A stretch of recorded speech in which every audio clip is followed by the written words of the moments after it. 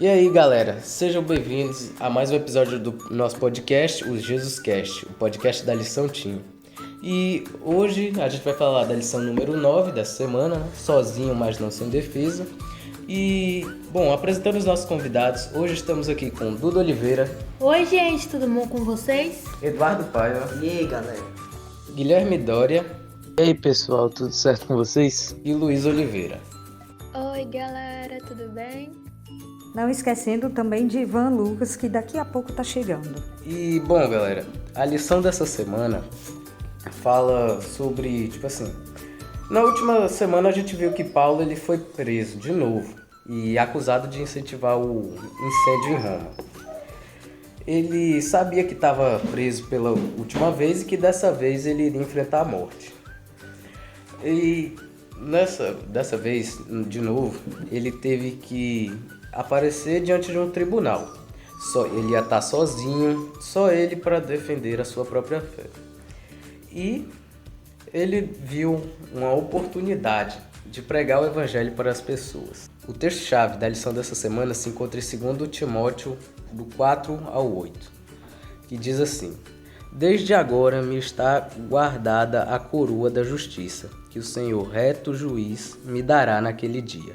E não somente a mim, mas também a todos os que amam a sua vinda. Então, Lucas, Paulo aí estava falando que ele estava despreocupado, porque ele fez tudo o que podia, né? E ele confiava que quando Jesus, ele confiava que Jesus voltaria e que ele iria ter a recompensa dele. E a justiça ia ser feito por Deus.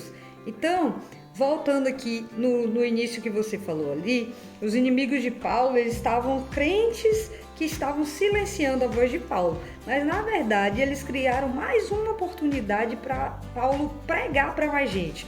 No dia do julgamento, Paulo não tinha advogado, ninguém quis defender Paulo, né? Nem os amigos dele para falar o que ele fez e o que ele não fez, e nem qualquer outra pessoa ali em Roma, né? Então, Paulo estava disposto a defender aquilo que ele acreditava, mesmo que ninguém quisesse mais fazer.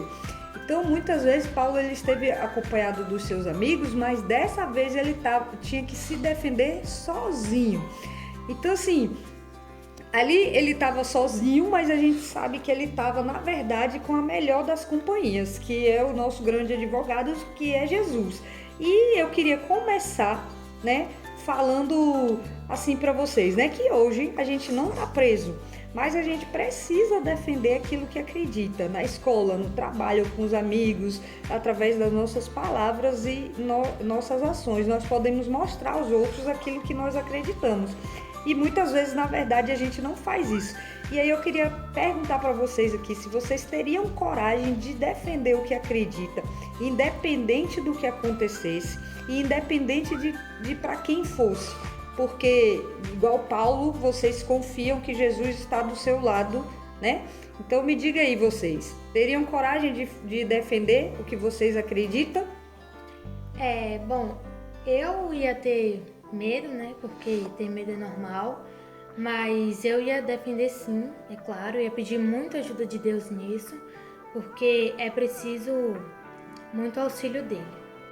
Rapaz, eu acho que eu ia ter medo, né, velho, de falar. Mas eu ia defender Jesus. Pra sempre, né? Eu ia defender. Bom, assim, eu acho que eu defenderia, porque ainda assim eu tenho a certeza de que Deus sempre vai estar comigo. Independente se eu estiver sozinho, faltando outros amigos, eu sei que Jesus sempre vai estar comigo. Em relação a isso, é importante a gente entender que defender os nossos princípios começa tudo com amigo, né? Se a gente não defende nossos princípios com amigos, com família, né? Com o pessoal perto de nós, você não vai conseguir defender nossos princípios com pessoas longe. Eu consigo defender meus princípios com meus amigos e com minha família, ainda bem. Assim, apesar de eu mesmo vacilar algumas vezes, certo? Mas é importante eu sempre querer me dedicar para melhorar meu conhecimento, minhas coisas assim. Então, sim, eu acredito que sim, depender do grau de magnitude, com certeza eu defenderia o que eu acho correto. Agora o negócio é como eu defenderia. Aí já pode variar. Aí talvez as coisas mudem. Talvez eu não tenha tanta voz assim, mas meu papel é defender o que eu acredito que seja certo. Eu acho que nessa questão de a gente defender o que a gente acredita, independente do que aconteça, eu acho que sim, eu defenderia, mas eu ao mesmo tempo não sei dizer o certo, porque é uma questão que é muito complicada, porque quando você falar assim é fácil, né? Mas na prática mesmo, você na situação é complicado. Mas eu acho que sim, independente da situação, eu defenderia o que eu acredito, né, sobre Jesus. Eu acho que, apesar de sentir um pouco de medo, eu confiaria em Deus e saberia que os propósitos dele sempre são os melhores. Vou dar um exemplo prático disso, né? Vocês estão lá na escola e aí começam a falar da fé de vocês, né? Que guardar o sábado é besteira, que não comer carne de porco e outras coisas é besteira. E aí, vocês teriam coragem de argumentar com essas pessoas que vocês não fazem aquilo ali porque o pastor pediu ou porque a igreja obriga? Ah, sim, esses dias mesmo eu fui ver um filme, mais alguns amigos meus, e a gente começou a debater sobre religião e tal. E eu tenho uma amiga que ela é umbandista, e aí eu falei, né, que eu não acredito nos orixás e tal.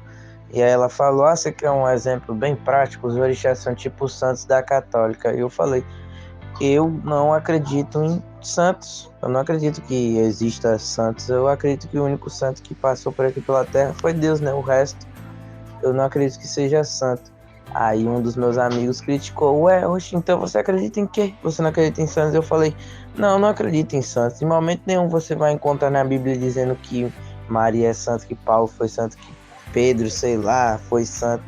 Não existiu santos, existiu apenas pessoas que serviram, se entregaram, sabe, de coração a Deus, mas não existiu santos. Você não vai encontrar base bíblica dizendo que existiu santos. Aí ele falou, que não sei o que, mas bom, pra mim ela ainda é santa, é uma forma de respeito. Eu falei, não, uma coisa é você respeitar, mas dizer e sair por aí dizendo, sabe, que Maria é santa, eu falei que pelo menos não tem base bíblica para dizer que ela é santa.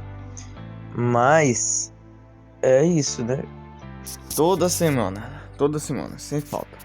Sempre acontece alguma coisa na escola, o pessoal fala, oxe, mas você não toma café? Aí eu, não, velho. Aí o pessoal, poxa, por quê? O pessoal da igreja te obriga a não tomar? Eu falo, não, velho, não é assim. Eu sempre gosto de falar que, assim, eu não sou obrigado a nada. Eu faço o que eu quiser fazer. A Bíblia mesmo fala isso, né? Tudo pode. Porém, né, eu sempre repito essa última fala, essa parte com mais ênfase. Nem tudo me convém. Então, algumas decisões que a gente escolhe são para benefício próprio. Guardar o sábado. Aí para benefício a Cristo, né? Guardar o sábado é para benefício próprio e benefício a Cristo. Porque nosso corpo é templo do Espírito Santo. Se nós soubermos nos administrar, assim a gente conseguirá pregar o evangelho com mais intensidade. Por exemplo, tomar café que prejudica o sistema nervoso central. Eu parei de tomar café esse ano, foi uma luta, porque em casa todo mundo toma café. Aí eu tomei essa decisão. Pouco eu já não tomo, como muito tempo já, desde quando eu entrei na igreja adventista. E assim, é importante que a gente vá nos aprimorando cada vez mais em relação à nossa fé e ao que nós acreditamos. A gente defendeu o que a gente acredita em todos os momentos, sabe? Inclusive na nossa rotina. Então, isso já aconteceu comigo. Mas se viesse uma pessoa e me perguntasse a mesma coisa, eu falaria com ela que não é o pastor, não é a igreja, nem Deus nos obriga a fazer nada. E seguimos um manual, que é a Bíblia, que é o manual do cristão. E ela nos fala que não devemos comer certos alimentos e devemos guardar os sábados. Assim, parte do nosso livre-arbítrio fazer o que é certo e o que é errado. Bom, eu não gosto muito dessa ideia de que, tipo assim, quando a pessoa vai perguntar alguma coisa sobre a sua religião, aí você responder, porque a minha religião não permite, o pastor não deixa, a minha igreja não deixa. Não é a igreja que não deixa. Você tá seguindo a Bíblia, a sua doutrina.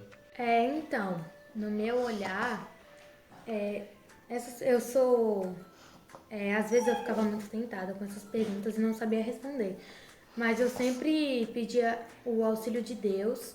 E quando eu ia na Bíblia, eu sempre mostrava na Bíblia para eles.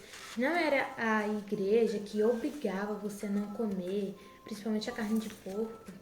Não era a igreja que obrigava você a comer. A Bíblia aconselha que faz mal à saúde. Então, pra mim, eu prefiro seguir a Bíblia porque é uma questão de saúde mesmo. Outra coisa que Paulo acreditava, como eu já falei, é que Jesus fez uma promessa de que voltaria para nos buscar e tirar desse mundo, né? E aí eu queria perguntar para vocês aqui, o que vocês estão fazendo enquanto ele não volta? É orando e vigiando, né? Já que é isso que ele pede pra gente fazer. Eu também, igualzinho. Ah, não vou mentir não. Tipo assim, de umas semanas pra cá, às vezes a gente faz uma coisa assim. Esses dias mesmo eu fiz uma coisa que eu sabia que era errada e isso me desanimou bastante. Eu pedi perdão, mas ainda assim me senti muito desanimado, para fazer o meu devocional com Deus, para ter um momento particular, me senti muito envergonhado. E o que eu tenho feito, cara, ultimamente tem uns dias até que eu fiquei sem ler a Bíblia e tal, isso já me deixa muito desconfortável, né, eu tenho que ficar ligado, porque é nesse pouquinho em pouquinho que você vai deixando que daqui a pouco você já tá lá embaixo. E eu tenho jogado, tenho andado de skate e também tenho tirado meu tempo com Deus, com certeza, né? De uns dias, teve uns 2 dias aí, mais ou menos 3, que eu fiquei meio afastado porque fiquei meio decepcionado com essa atitude que eu cometi, né, nessa semana, e não me senti confortável em falar com ele, sabe? Não me senti, digno de estar ali, sabe? Falando com ele, me expressando, pedindo, orando. Não me senti. Tipo assim, eu, particularmente, na maioria das vezes, né, eu oro bastante a Deus pedindo o auxílio dele na minha vida, né, e vigio também, igual o Lucas falou. Em relação a isso, minha vida, eu vou falar um pouco sobre minha rotina. Ultimamente, eu tô participando das minhas coisas da escola e das coisas da igreja. E aí, eu administro minha vida escolar, minha vida acadêmica, com minha vida espiritual na igreja. E assim eu me preparo, né, pra volta de Cristo. Estudando. E também me divertindo, né, porque as coisas são divertidas. Por mais que muitas pessoas não entendam isso, né, falam: esse pessoal da igreja é tudo chato, careta. Não, meu irmão, não é assim não, bagunçado, cara. A gente se diverte sim, e muito, inclusive. E é importante a gente saber administrar as coisas. Bem, enquanto Jesus não volta, eu oro, eu leio a Bíblia, eu falo de Jesus às pessoas ao meu redor, eu vou à igreja e eu tento ter cada vez mais comunhão com Ele todos os dias, assim esperando a volta dele. Então, Paulo falou uma frase: combati o bom combate, terminei a corrida e guardei a fé. Então eu queria perguntar aqui, que se algum de vocês já pensou como seria o final da vida de vocês?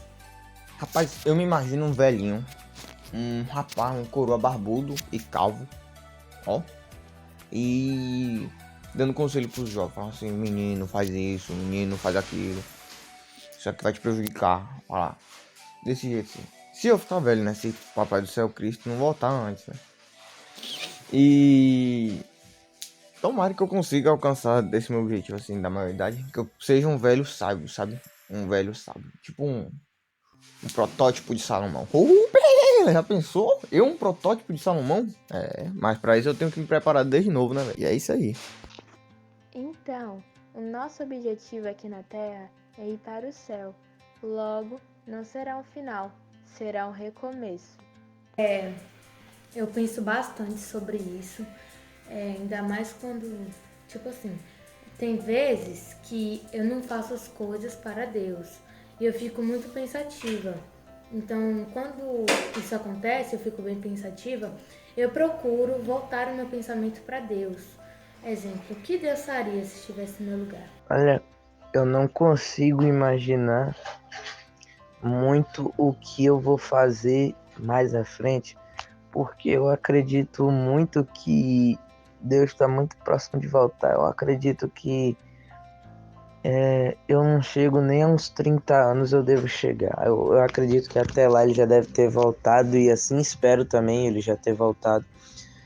Mas se eu fosse, vamos dizer que ele vai ainda demorar muitos anos, eu imagino que eu terminasse como uma pessoa que fosse cada vez mais amadurecendo, né, espiritualmente, e cada vez mais eu me envolvendo com as obras da igreja, as obras de Deus, ajudando muitas pessoas, né, a entrar no caminho de Deus, eu seguindo minha vida com minha profissão e morresse velho, né? Eu imaginava eu morrendo velho. Se fosse de acontecer para Jesus, no caso, demorar mais, né, de voltar, mas eu acredito que ele vai voltar bem brevemente mesmo, bem rápido. Bom, eu penso que eu me vejo no final da minha vida Jesus voltando. Mas como você pensa assim, Jesus voltando, mas e você? Como você estaria? Subindo. Eu acho que eu ia. Rapaz, eu acho que eu ia estar salvo também. Eu acho. Agora eu acho que eu ia estar salvo. Pelas coisas que eu tô fazendo, né? Por falar em estar salvo, Dudu, sabia que na lição de terça-feira, no Você Sabia, tem uma curiosidade que diz que Nero ouviu o testemunho de Paulo e ficou impressionado com as palavras dele, mas só que ele não teve a coragem de se posicionar e defender aquilo que ele passou a acreditar. Ou seja, ele jogou fora a oportunidade que Deus lhe deu. Eu fico também viajando em Paulo, que ele sabia que ele ia morrer e mesmo assim ele continuou pregando. Ele conseguiu pregar ainda para Nero. Isso é uma viagem que eu fico viajando, né? Cada oportunidade que Paulo tinha, ele não queria se defender ali.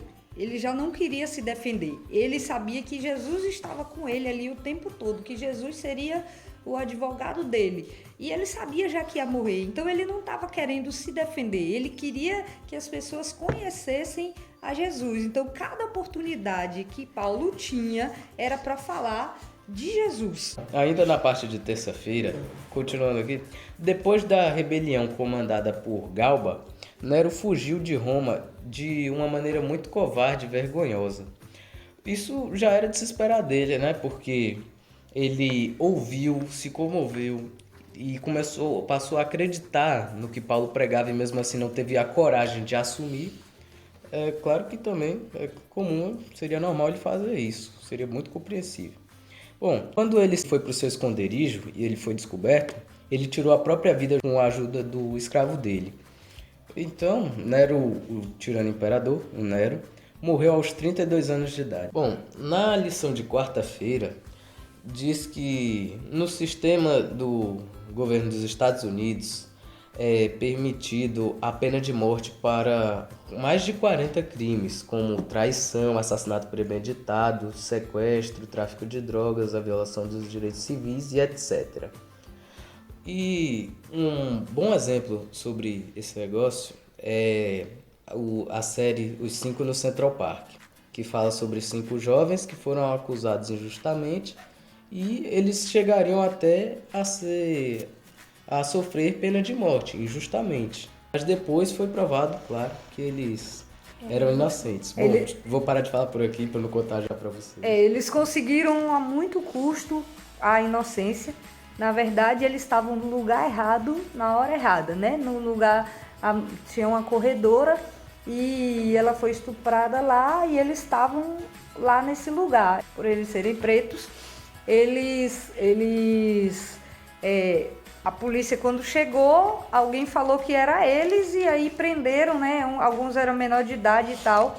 Mas aí conseguiram advogado, conseguiram provar a inocência e foi um caso de comoção nacional. Tem um caso também que foi do cara que ele sem querer tocou fogo no trailer, que o irmãozinho dele tava dormindo. Aí o irmãozinho dele morreu e ele foi acusado de matar o irmão e sofreu a pena de morte. Mas o problema é que ele foi morto e não conseguiu a inocência dele. E a gente vê na Bíblia muitas mulheres e homens que foram tratados como criminosos por pregarem o evangelho. E na Bíblia a gente a gente sabe o que acontecerá com eles quando Jesus voltar, né? Apocalipse capítulo 20, versículo 4 diz assim: Vi também tronos, e nestes sentaram-se aqueles aos quais foram dadas a autoridade de julgar. Vi ainda as almas de decapitados por causa do testemunho de Jesus, bem como por causa da palavra de Deus. Tantos quantos não adoraram a besta, nem tampouco a sua imagem, e nem receberam a marca da fronte em sua mão, e viveram e reinaram em Cristo durante 1000 anos. Então, o que diz esse versículo? Que, apesar deles terem morrido como criminosos, né, e eles pregaram o evangelho, eles morreram porque eles pregaram o evangelho. O Apocalipse diz que quando Jesus voltar, vai levar todo mundo, e aí a gente vai ver essas pessoas aí que pregaram o evangelho salvas também, né? E se for para morrer igual Paulo por causa do evangelho, que nós possamos ser assim também, né? Na parte da lição de quinta-feira, também diz que entre os gregos também era comum ter um advogado para que pudesse, ao provar a inocência dele, arranjar argumentos fortes em favor dele ou diminuição da própria pena. Mas Paulo não teve ninguém, absolutamente ninguém, para defendê-lo. Paulo, quando ele escreveu a Timóteo, ele pediu que ele procurasse se apresentar a Deus de maneira correta, né? Aprovado como obreiro que não tem do que se envergonhar, que maneja corretamente a palavra de Deus. Então a gente sabe aí que quando a gente vai para a luta, a preparação deve ser feita na Bíblia. É nela que a gente vai encontrar o escudo da fé, e esse escudo deve estar sempre nas nossas mãos.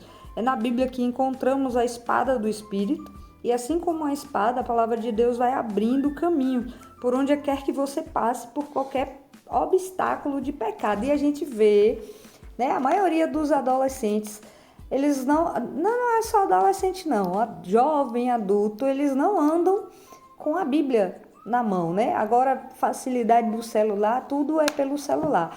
Coisa simples, né? Essa de carregar a Bíblia, levar a lição onde vocês forem, né? Justamente para estudar, para ficar sempre em contato. Quando alguém tiver dúvida, vocês apresentarem. E a gente vê Paulo falando justamente isso, para Timóteo não se envergonhar do evangelho. E eu queria perguntar para vocês aqui, o que para vocês é não se envergonhar do evangelho? Então, para mim, não ter vergonha de pregar o evangelho, para mim é quando você vai falar de Jesus para alguém, defender a sua fé ou qualquer coisa, você não ficar com medo das pessoas te julgarem, não ter vergonha de mostrar para as pessoas aquilo que você acredita, e é isso. Bora lá, não se envergonhar do evangelho pra mim é fazer. Evangelho seria tipo pregar a mensagem, certo? Então, não ter vergonha de pregar a mensagem, literalmente. E aonde for necessário, sem timidez. E essa parte da timidez é complicado para algumas pessoas, né? Tem pessoas que não conseguem conversar em público, travam. E independente disso, é importante pregar o evangelho não só com palavras, né? Com ações, tudo isso. Então, não ter vergonha do evangelho é não ter vergonha de espalhar Cristo por aí. Então, eu acho que não se envergonhar do evangelho é você não ter vergonha de mostrar a palavra de Deus, Jesus, ao mundo. Não ter vergonha de falar que é cristão e seguir o que você realmente prega. Eu acho que é isso. Eu diria que você não se envergonhar sobre o evangelho é você não ter vergonha de expressar a sua crença sobre Jesus Cristo, os seus costumes os seus afazeres, os seus compromissos com Ele. Você não ter vergonha de expressar isso. E mesmo que você seja humilhado, vire motivo de piada entre seus amigos, porque talvez você seja cristão ou pela sua crença, que mesmo assim você não tenha vergonha do que você está acreditando, né? Eu acho que é isso. Paulo, ele deu alguns conselhos, né, que estão escritos nessa carta de Timóteo. Primeiro, para aqueles ministros de Deus, né, que nas dificuldades eles não desanimem e não rejeitem o evangelho, porque sabem que em Deus eles vão ter força para vencer a tentação e realizar aquilo que Deus o colocou para fazer, que não é como obrigação, né? Ele faz porque ele ama a Deus. Outro conselho que Paulo deu foi fugir dos desejos malignos da juventude. Não ande com pessoas ruins, mas sim com aqueles que têm coração puro que clamam a Deus. Evite as controvérsias tolas, conversas inúteis, pois só acaba em brigas. Esteja sempre pronto para ensinar. Seja paciente quando for corrigir alguém. Corrija com paciência e mansidão, pois assim Deus pode conceder arrependimento a essa pessoa e ela pode conhecer a verdade. Cuidado com os falsos ensinadores que entrarão na igreja. Aqui, Duda, ele está falando dessas pessoas que podem enganar você. Tipo assim, chega alguém falando alguma coisa, diz que está na Bíblia, você nem procura saber se está na Bíblia mesmo, você escuta, você acredita, você passa para frente e aquilo ali vai se tornando uma verdade. Então, se você não sabe o que tem na Bíblia, você não está estudando, você pode ser enganado. Paulo continua falando que os homens serão egoístas, avarentos, presunçosos, arrogantes, blasfemadores, desobedientes aos pais, ingratos, ímpios, e não vai estar escrito isso na testa deles. Eles terão aparência de piedade, mas são enganadores. Se afaste dessas pessoas. E ele continua falando a Timóteo: e você permaneça nas coisas que aprendeu, que tem convicção, porque você sabe de quem você aprendeu, porque você sabe que desde criança você conhece as Escrituras, que são capazes de te tornar sábio para a salvação, porque toda a Escritura é inspirada por Deus, é útil para você aprender, para você repreender, para corrigir, para você aprender sobre justiça, para que o homem de Deus seja apto e plenamente preparado para toda boa obra. Esses conselhos de Paulo a Timóteo são conselhos para a gente também hoje, até hoje, né? Que você não se misture com pessoas ruins, pessoas arrogantes. Quando você for corrigir uma pessoa, que é o que Paulo fazia, ele ia com mansidão, ele ia com paciência para poder ganhar aquela pessoa. Então não adianta nada você querer corrigir o pecado da pessoa e você ir com arrogância, você ir querendo ser o maior de todos, então isso não vai dar certo. Bom, encerrando aqui, as minhas considerações finais sobre a lição dessa semana foi que eu achei impressionante que Paulo, mesmo ele estando sozinho, sem nenhum advogado, sem ninguém para defender ele ainda tinha a certeza de que Deus estava com ele e que Deus iria defendê-lo diante do Pai lá no céu. E que nós, como cristãos, também temos que ter essa mesma atitude. Bom, então, as minhas considerações finais são que, em todas as épocas, Deus levantou pessoas que influenciaram em favor da verdade, que não tiveram medo de defender. Sua palavra não importava a que preço. Então, o que eu tirei disso foi que, apesar de nós estarmos sozinhos sem ninguém fisicamente, nós temos Deus que está lá no céu nos guiando. Eu aprendi que um dia Jesus irá para julgar o mundo, mas seus seguidores verdadeiros serão achados inocentes de todas as acusações contra eles. Então, eu achei a história de Paulo muito legal, eu achei essa lição muito legal também, que nos mostra que Paulo, ele combateu o bom combate, ele guardou a fé, ele terminou a corrida e, com isso, devemos seguir o mesmo exemplo. E Paulo disse a Timóteo para continuar pregando, falando para as pessoas. E esse é o verdadeiro papel do cristão, mostrar ao mundo, por meio dos nossos atos, Jesus. e devemos mostrar assim como Paulo fez e assim como Timóteo fez. Devemos seguir isso e esse exemplo de vida. Bom, a lição dessa semana mais me chamou a atenção foi na fidelidade de Paulo, que é algo absurdo, monstruoso, incompreensível, é muito incrível, admirável, porque em toda a sua trajetória de vida, em momento, assim, é verdade, eu ia falar aqui que em toda a sua trajetória de vida nunca renunciou a Cristo, mas antes dele virar Paulo, ele era Saulo, né? E Saulo era contra os cristãos, mas enfim, em toda a sua trajetória de Paulo, a trajetória enquanto ele era Paulo, ele não renunciou a Cristo e ele era fiel mesmo. Nem que isso significasse ele ficar sozinho, nem que isso significasse ficar com fome. Ele era incrível e isso sempre me admira, velho. E na lição dessa semana ainda fala disso mais, né? Que estava perante Nero e ainda assim, mesmo sozinho, sem advogado nenhum, conseguiu novamente defender a Cristo, cara. Não renunciar, ele não dá pra trás.